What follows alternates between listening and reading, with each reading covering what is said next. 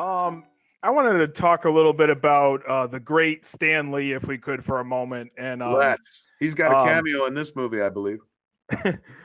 um, so I wanted to talk about when you first met Stan, if you could, for a moment, and how you got him to do a cameo in Mallrats.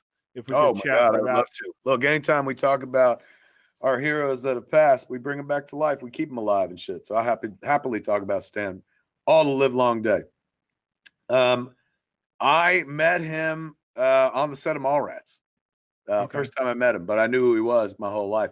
My father, I think I was 9 or 10. I was getting ready for school. I went to OLPH, Our Lady of Perpetual Help. And my old man got home from work. He worked at the post office like in the mornings. So by 7 o'clock, he came home and shit like that.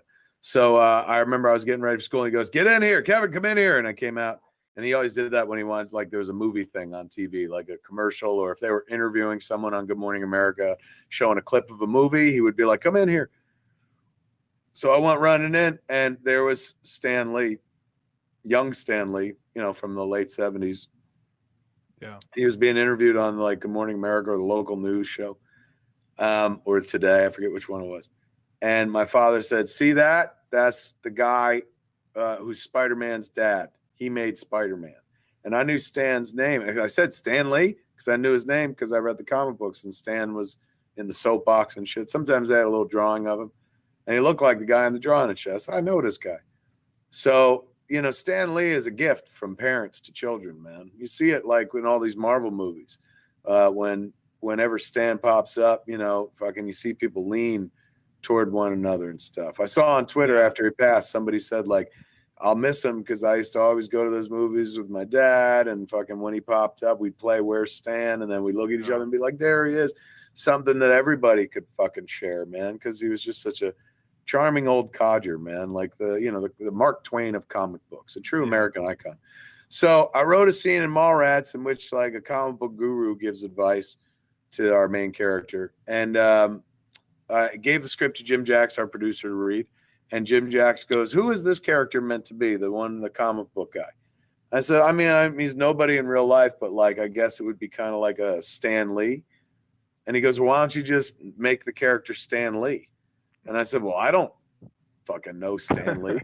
And Jim Jacks goes, "Well, I do, and I can get him involved." And that's when I said, Hollywood is good. These fuckers know each other. So I rewrote the pages and gave them to Jim, and he took him. Look, Axel takes one bullet in the arm after all those fucking bullets. Like, remember, they were spraying fucking bullets always at their feet for some reason. Very polite killers. One shot in the fucking arm by Victor Maitland. What a dead eye. But anyway, so I rewrote the scene for Stan, gave it to Jim.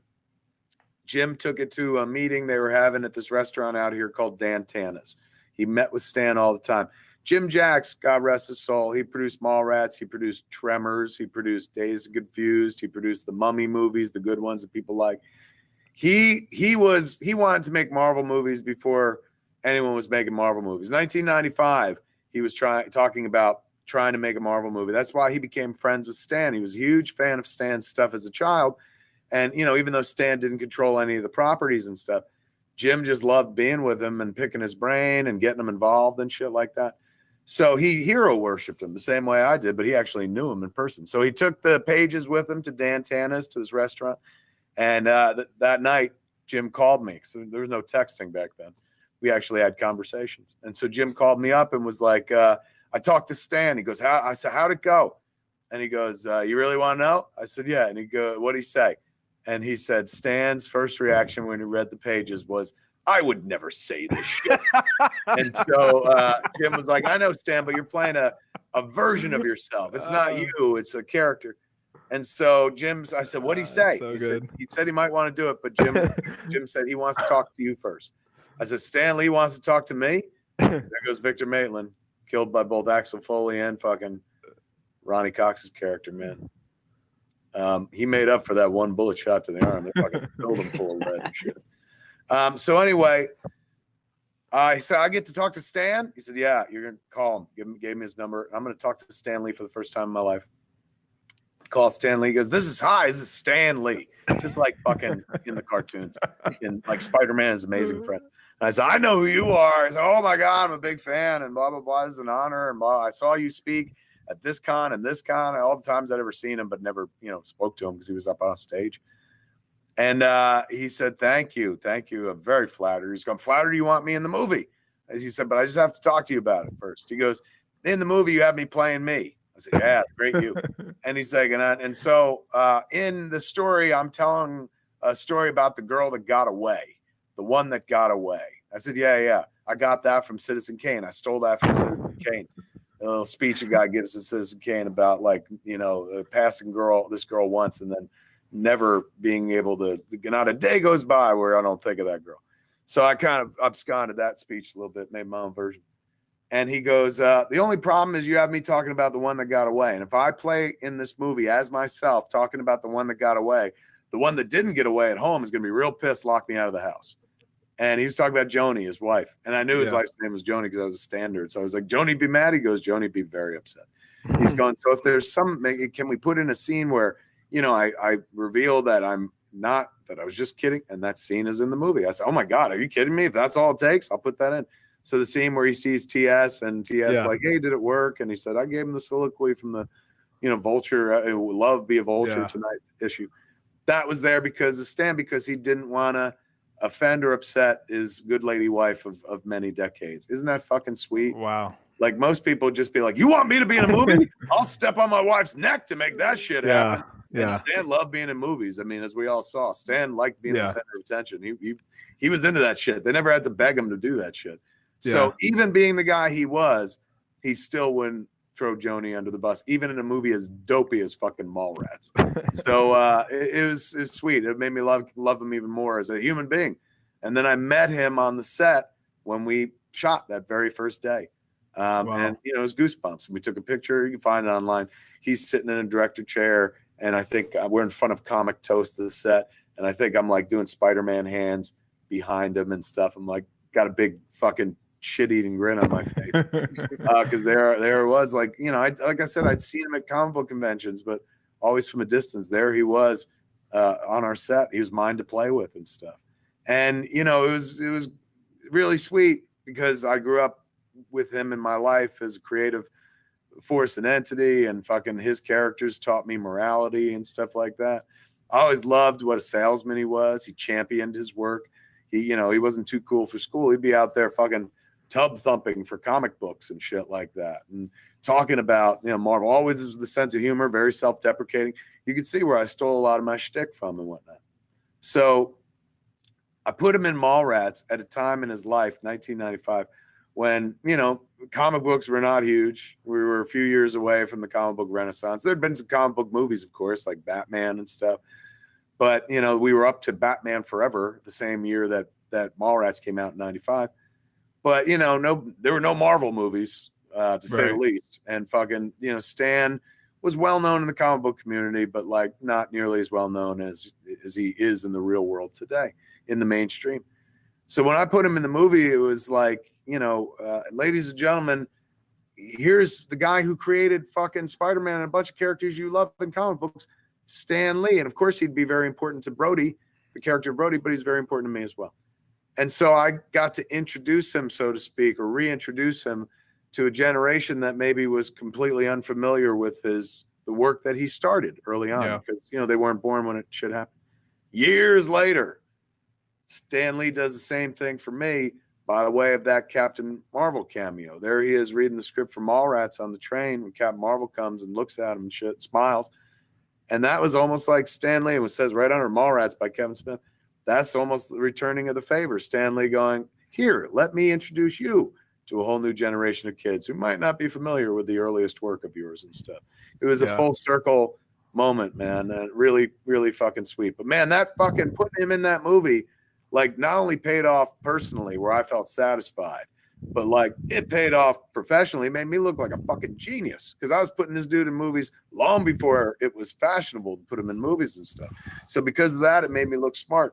And we all know by basis of my career that I haven't always been fucking smart, so I can use any edge that I can get. So thankfully, Stan not only did that, but Stan also gave me credibility in the comic book field as well. I went on to write for Marvel and I went on to write for DC, and that also had something to do with the fact that Stan vouched for me, particularly in comics and whatnot. So, you know, that little cameo was great for the story of Mallrats, but so much better for the life of Kevin Smith. Like, I got to meet my hero, and he remained a friend all the way up till the end. I was supposed to go see him 4 days after he passed away. There was his buddy at POW had contacted Jordan and said, Stan wants to see Kevin. And he had gone through some, you know, he had a bad year where his phone was turned off by these unscrupulous people who were taking charge of his life after Joni passed away. And so I couldn't even contact him or anything like that. And so after all that was sorted away and fucking they got the bad actors out of his life, he reached out. He was like, I want to see Kevin. And so I was going to see him 4 days later, but he passed away. So, you know, very rarely do you get to write, you know, a story as kind of perfect as that. Like, I got to meet my hero and he was everything you hoped he would be. And he genuinely liked me. It was so strange. We were friends. I didn't realize that for like the first 10, 12 years I knew him, that we were actually fucking friends, or he liked me like I was a friend and shit. I thought, oh, he's Stan Lee, he's just being polite and shit. But he was always genuinely interested in me. And he was always like, when we making another movie? And I was like, oh, come on. You ruined the one that you're in. And then years later, I got to put him in Yoga Hosers and almost ruined his record. He brought it up at one point. He goes, Kevin, you know, I was looking on the internet. And I said, I've heard of that.